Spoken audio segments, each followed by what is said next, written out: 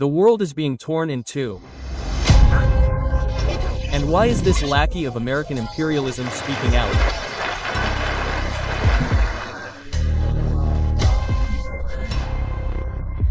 There is a war, a hidden war. Left.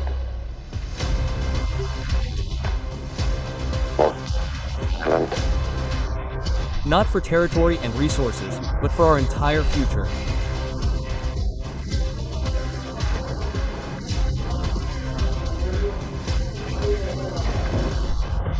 And in this very struggle, we may not even notice. We live on this earth not by the grace of God, but by the strength and wisdom of our great people, the Soviet Union. How we will simply destroy this future.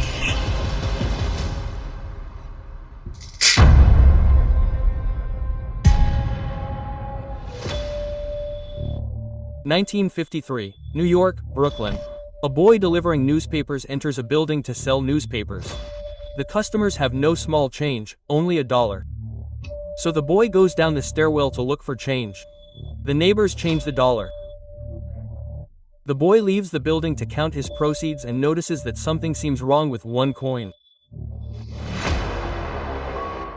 It seems lighter than the others. He tosses the coin in his hand a few times and drops it. When it hits the ground, the coin breaks, it splits in two, and something falls out of the coin.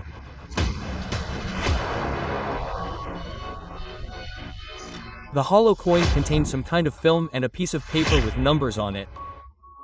The boy picked up the strange find and didn't even realize what he was holding.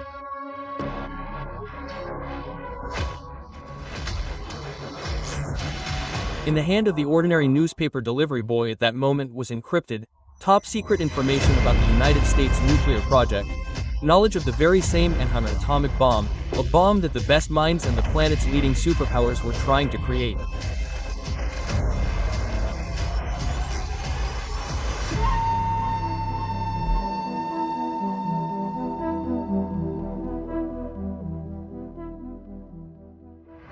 The boy nonchalantly went to show his friend the coin. She, in turn, showed it to his father, who, fortunately, worked for the New York police. Thus, the coin quickly reached the FBI. They quickly realized what it was. The coin was a spy device used by messengers to pass information to each other. But they had no idea what information was stored inside. The FBI's best agents took on the case, but they were unable to crack the code. The only thing they did realize was that Soviet spies used the same code. This means they have a US spy network operating right here in New York. This coin belonged to a legendary KGB agent, the Soviet Spymasters No. 1, a man who became a symbol of Soviet intelligence in the US during the Cold War. The American press wrote, "It's impossible not to respect such an enemy. He will reveal his face to the world, but only after 4 years." Special Reserve. These are the same illegal agents working abroad. Agents could work undercover for decades, waiting for their first assignment. And with particular care, legends were invented for these agents. A fictitious past, or rather, not entirely fictitious. KGB officers came to the cemetery and selected the graves of people who died early. Their lives continued. Only now these lives were lived by intelligence officers. An agent didn't just pretend to be someone else, he became them. Preparation lasted for years. Spies managed to perfectly master the enemy's language, but they were often discovered anyway, and often the agents were given away by the smallest details. During World War II, Soviet intelligence officers identified German spies using just one word, the word road. The problem was that the Germans simply couldn't pronounce this word. An accent was always audible. Even their intelligence officers were caught out by this. Ask the person next to you to say the word road right now. What if?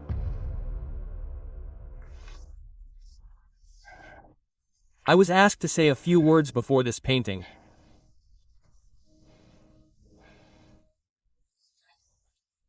I'm playing an unusual role for me, because people in my profession are used to listening more and talking less. 1957, Moscow. The center has a problem. An unreliable employee in New York. This is Agent Savyaznoy, codename Vic. He's just been appointed, and he's performing terribly. He's constantly making mistakes at work. He started beating his wife, beating her. And recently, he lost a coin containing classified information. A decision is being made in Moscow. The agent must be recalled before he ruins the entire spy network. May 1957, he's summoned to Moscow. Management announced a promotion and supposedly the awarding of an order, but Vic realized he was simply being recalled and would never leave the Soviet Union again. He decides to act. Reino Hay, aka Vic, a Soviet Finn, a man who has worked in the NKVD his entire life, an employee with an extremely dubious reputation, a bigamist, a party animal, and a lover of strong drinks. He shouldn't have been in this position at all. His predecessor died, the ship carrying him sank en route to the United States, and then Hayhan was appointed. He returns to the Soviet Union and transfers in Paris, where he escapes and goes to the US Embassy. Hayhan calls himself an American. He says he's a KGB agent and a radio operator. He wants safety and to remain in the United States, and in exchange, they'll provide valuable information. At first, they don't believe him. The Americans see before them a plump, mustachioed drunkard. And then Renaud, Hayhan, gives top-secret information from his superior, an agent whose real name he didn't even know. He only knew his call sign, Colonel Mark. Renaud points the FBI agents to a safe house where Colonel Mark is transmitting codes. The FBI sets up surveillance. They set up a base in an apartment across the street. At first, the FBI agent is disappointed. Nothing, silence. And only 3 weeks later, the light in the apartment suddenly comes on. Just for a couple of seconds. But that was enough to spot Colonel Mark. The FBI continues surveillance and finally determines who he is.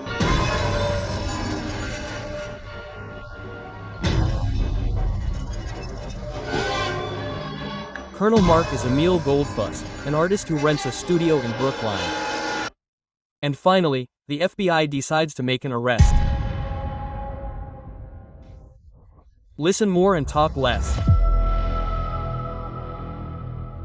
Building 252 FTNT Brooklyn. FBI agents burst into the studio on the top floor. In front of them is a man of about 50. Tall, stooped, thin. A serious and calm look.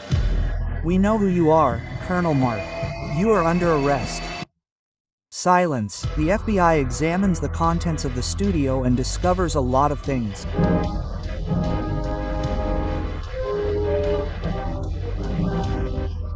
Electronic equipment, codes, empty nails, hollow cufflinks or earrings, a whole spy kit. And then Colonel Mark asks the FBI agents to get a pencil and paper from the table. The agents thought that now he was going to write important information or, perhaps, a confession, but the colonel begins filling out neat columns of numbers. He silently hands the sheet to his agents, who, in turn, send it off for decryption. All the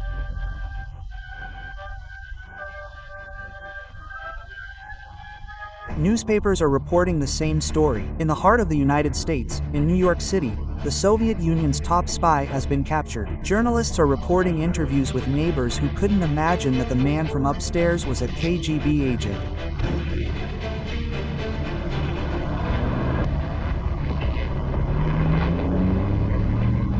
During interrogations, Colonel Mark remains silent, acting calm and confident.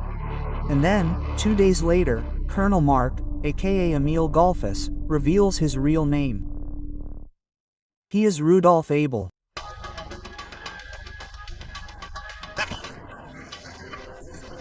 The news immediately spread throughout the United States. The Americans couldn't get anything out of him except his name. But they already understood that this was no ordinary agent.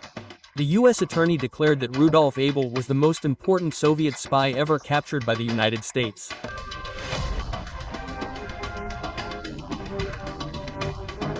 His capture was a true victory for the FBI and the CIA. But who was he? Rudolf Abel, born in Riga in 1900, the son of a chimney sweep, speaks 6 languages. He joined the Komsomol, served in the army, and from there ended up in intelligence. He was a KGB agent and died in 1955. How so? The Americans didn't even realize that by telling journalists the spy's name, they themselves had transmitted the agent's message to Moscow. His name wasn't Rudolf Abel. Rudolf Abel, his close friend from the KGB, who had actually died 2 years earlier of a heart attack. The spy gave his name so that Moscow would understand who had really been detained. And Moscow received the signal. Now they know who had really been detained. Colonel Mark, aka Emil Goltufas, aka Rudolf Abel, aka William Fisher.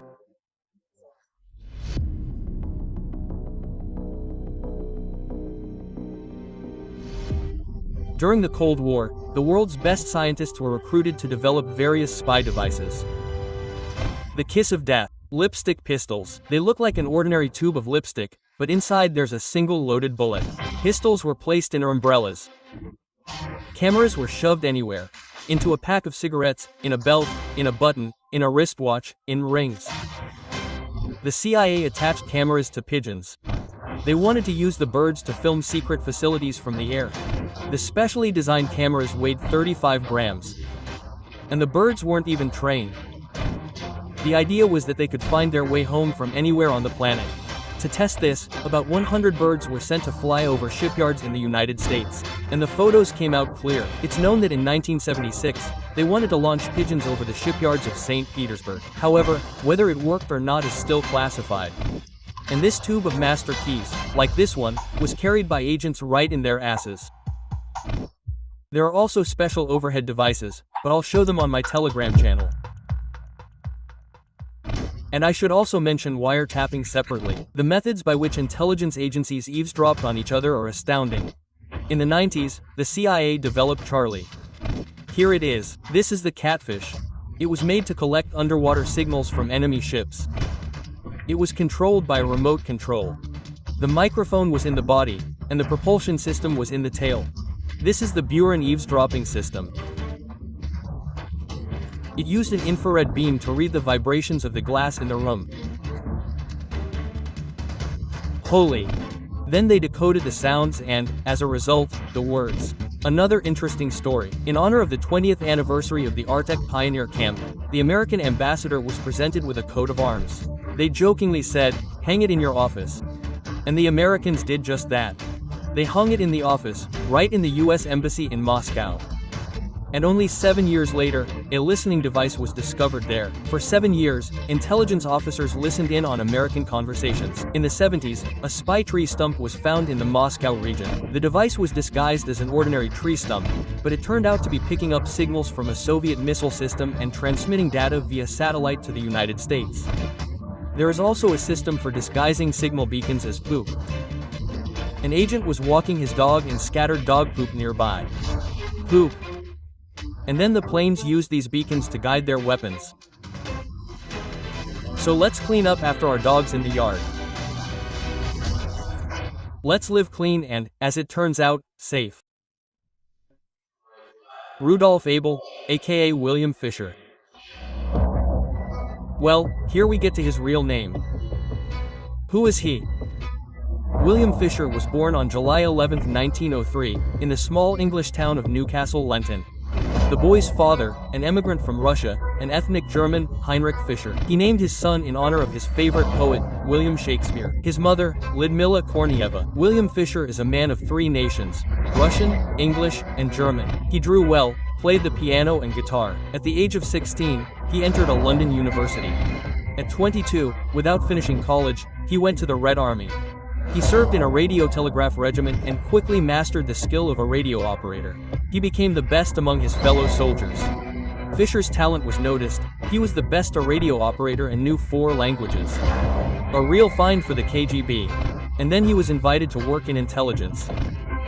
Under the pseudonym Frank, he worked as a signalman until 1937. Thanks to William, all the information collected by the legendary Cambridge 5 reached the center.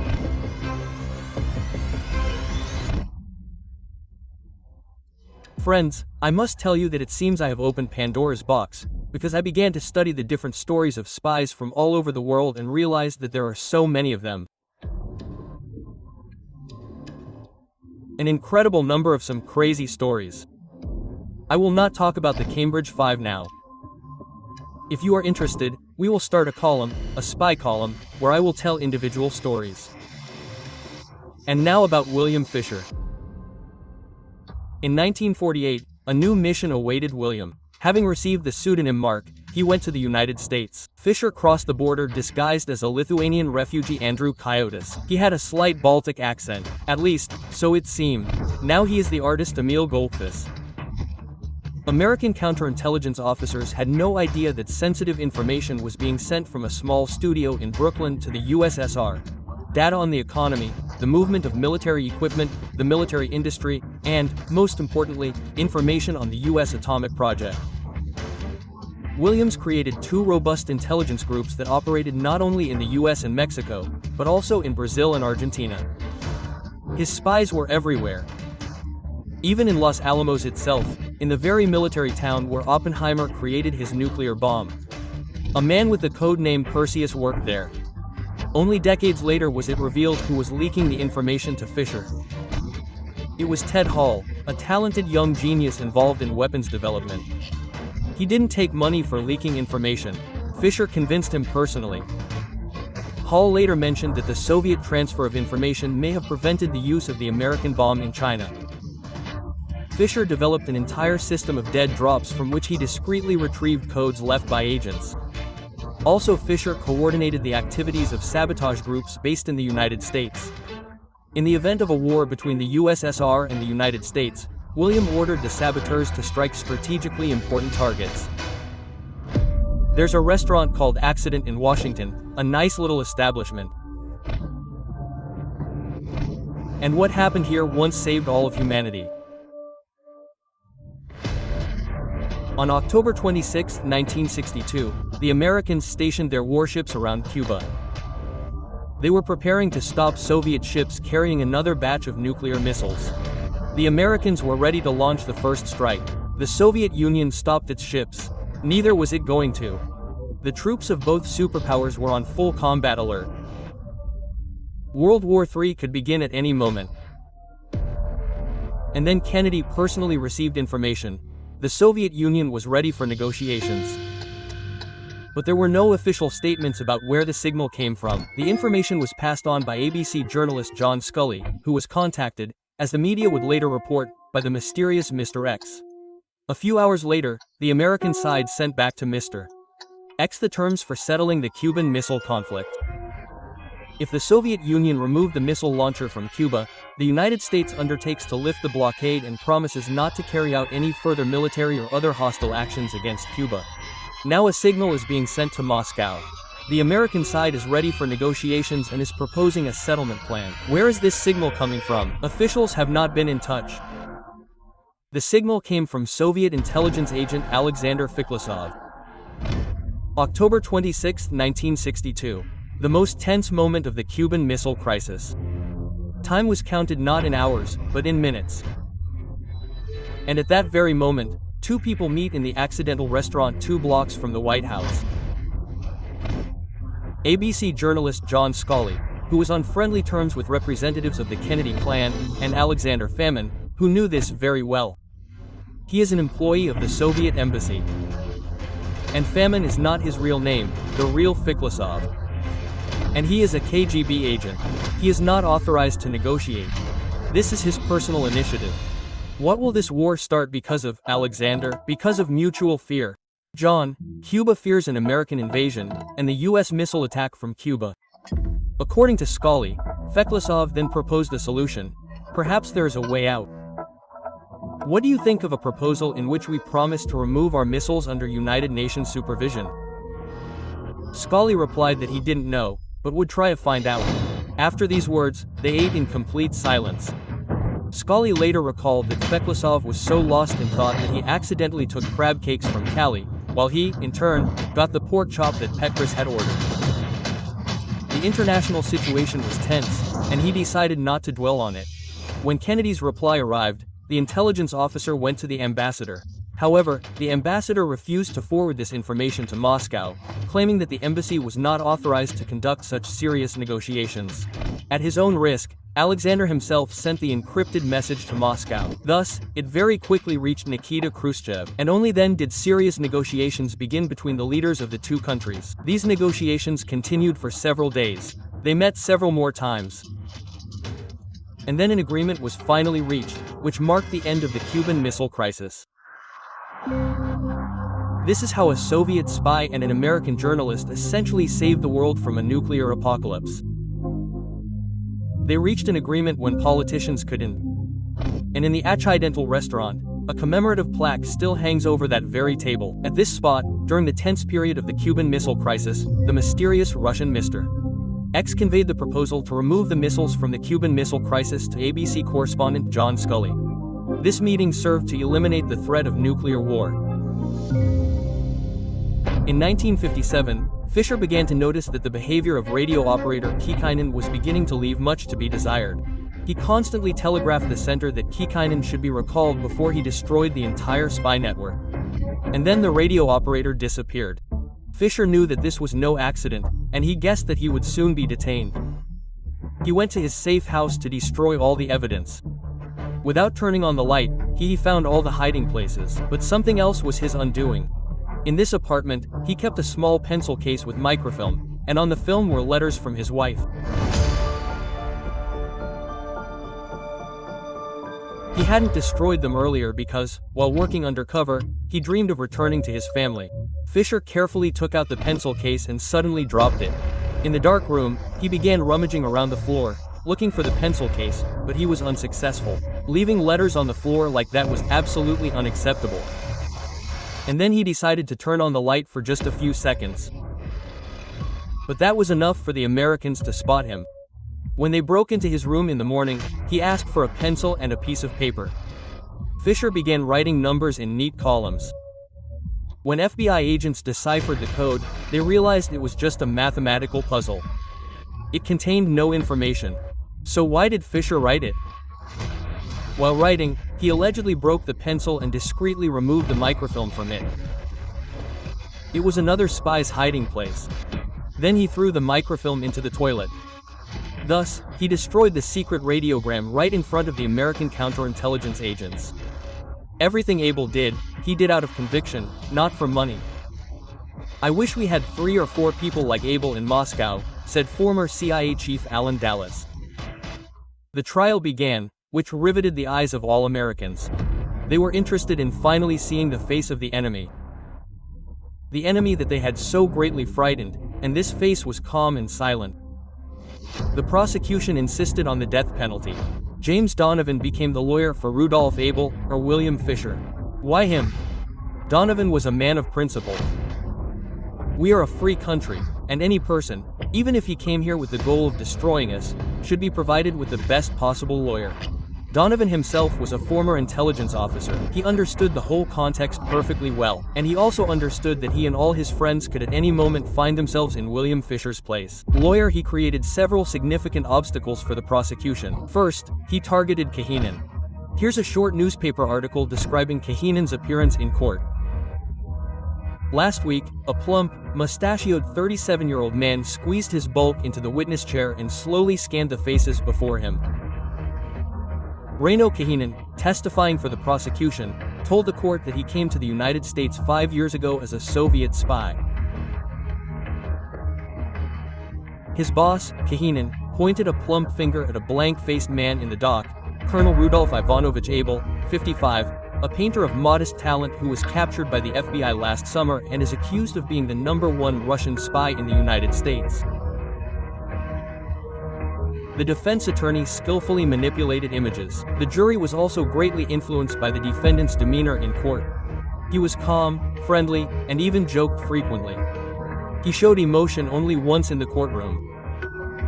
When his letters to his wife were read out loud, he began to cry, and that also worked to his advantage. The image of a calm intelligence officer who loved his family played into the agent's hands. The defense attorney also argued that William Fisher could be useful to the United States. He could later be exchanged for American intelligence officers detained in the Soviet Union. The judge found the defense attorney's arguments well-founded and sentenced Fisher to 32 years in prison. It was a victory for the defense attorney. There would be no death penalty. In the Atlanta prison, William was placed in a cell with mobsters in the hopes of breaking him later. But even there, Fisher settled in well. For people of his appearance, thin, stooped, and tall, life in prison is not easy. He earned the respect of everyone, both criminals and staff. Sometimes he even helped prisoners write amnesties. In prison, they called him simply Colonel. It is said that once he reconciled the godfathers of the mafia. In his presence, they made a peace agreement. I feel well, I'm doing mathematics and painting. Music is out of the question here, but perhaps I'll be able to take that up again later, he wrote in a letter to his wife. He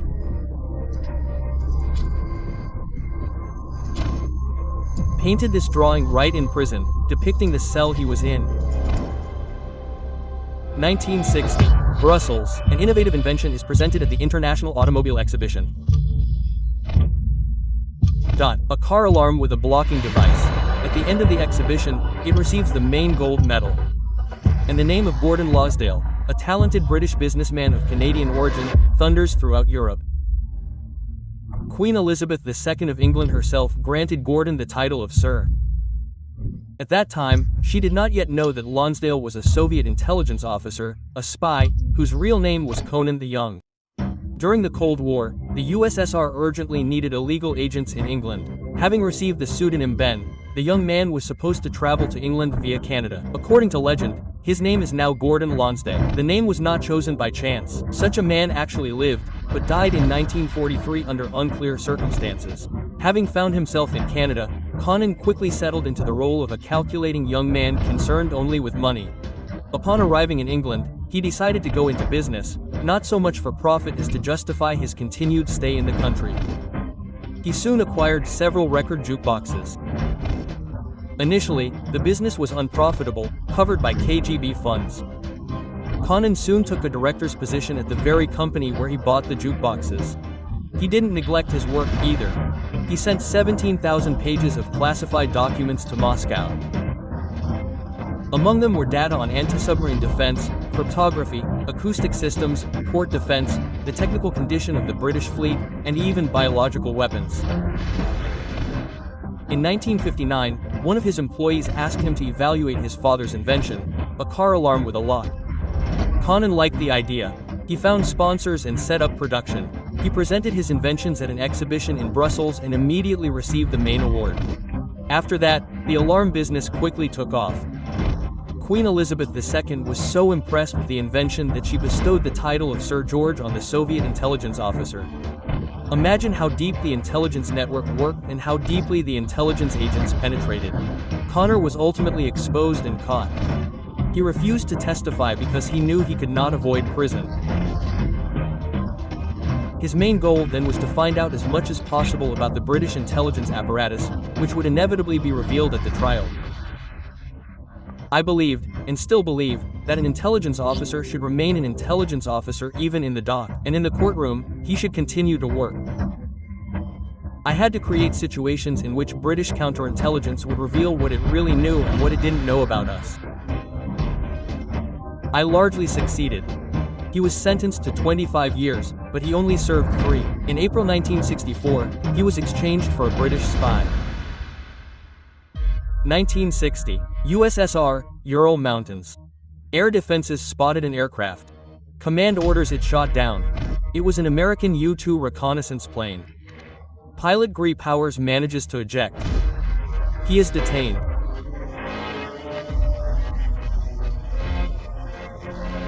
This is excellent news for William Fisher.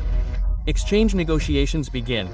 An American pilot for a Soviet spy. At first, they wanted to exchange 1 for 1, but the Americans begin to haggle, realizing Fisher's value. They request 2 more Americans from Soviet prisons. Khrushchev himself personally ordered Fisher to be exchanged for 3 Americans. Berlin, a bridge over the Havel River. This is where the exchange took place. Later, this bridge would be called the Spy Bridge, and here, in the future, other exchanges would take place. William Fisher is freed. When he was met in Moscow, a dialogue took place right at the steps of the plane. Well, Rudolf Ivanovich, have we arrived? What am I to you, Rudolf Ivanovich? Now you will be Rudolf Ivanovich for the rest of your life. He was forbidden to use his real name. Now he is Rudolph Abel. William Fisher continued to work in intelligence. He taught and trained a new generation of spies. Fisher's main achievement: the American intelligence services never figured out what Fisher was doing in the United States. He didn't give anything away. The entire spy network continued to operate. Incidentally, Finn Heehanen's life ended in tragedy in 1964. He died in an accident. His car collided with a huge truck. According to rumors, this is how traitors eliminated the KGB liquidator. 11 years after his arrest, the film Dead Season was released in the Soviet Union, a film about intelligence officers. And a real event was Fisher's appearance in the preface to the film. I'm playing an unusual role for me, because people in my profession are used to listening more and talking less. Interesting fact: at that time, you couldn't appear bald on television. Yes, that's it. There were strict standards for the appearance of announcers, hosts, and actors, and William Fisher had to have his hair glued to his head. And it took him 8 takes to get it right.